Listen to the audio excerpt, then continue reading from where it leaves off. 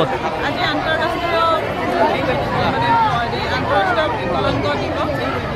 বিশেষভাৱে সক্ষম ব্যক্তিসকলৰ বাবে যিবিলাকে নিকট হৈছে কোকৰাঝাৰ জিলাভিত্তিক প্ৰগ্ৰামটো আমি ইয়াতে বৰবাৰী উচ্চতৰ মাধ্যমিক বিদ্যালয়ত পাতিছোঁ।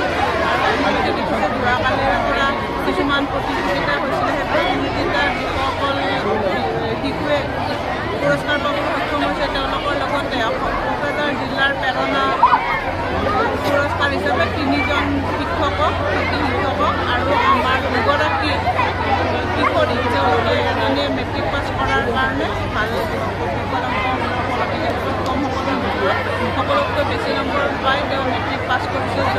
আৰু এগৰাকী কিশোৰী তেওঁ ক্লাছত সদায় নিয়মিতভাৱে উপস্থিত থকাৰ কাৰণে তেওঁকো আমি বঁটা প্ৰদান কৰিছোঁ। তেওঁলোকক বঁটাইছিল অসমৰ শিশুও দিয়া হৈছে। আৰু এই আজি যিসকল শিশু আহিছে সেইসকল আহি যিটো পুৰস্কাৰ পোৱাৰ পিছত তেওঁলোকৰ মুখত যিটো হাঁহি, সেই হাঁহিটো যাতে সদায় থাকে সেইটো মই কামনা কৰি মই তেওঁলোকক কামনা কৰিছোঁ। ল'ৰা ছোৱালী বা বেষ্ট হাইয়েষ্ট মেট্ৰিকত কোনে না বেছি নাম্বাৰ লৈ উত্তীৰ্ণ হৈছে, আৰু টিচাৰ যিসকলে ডিজেবলিৰ লগত ভাল কাম কৰে বা ছাত্ৰ ছাত্ৰীসকলৰ লগতো কৰে, লগতে ডিজেবলিৰ লগতো ভাল কাম কৰে, এখেতসকলক বাছনি কৰি আমি প্ৰত্যেক বছৰে প্ৰেৰণা পুৰস্কাৰেৰে পুৰস্কৃত কৰোঁ। অভিনয় কৰাৰ হেঁপাহ আপুনিও পঢ়ি ৰাখিছে নেকি? আপোনাৰ অভিনয় কৰাৰ অভিজ্ঞতা নাই? কোনো কথা নাই, আপোনাৰ বাবে আহিছে সোণালী সুযোগ।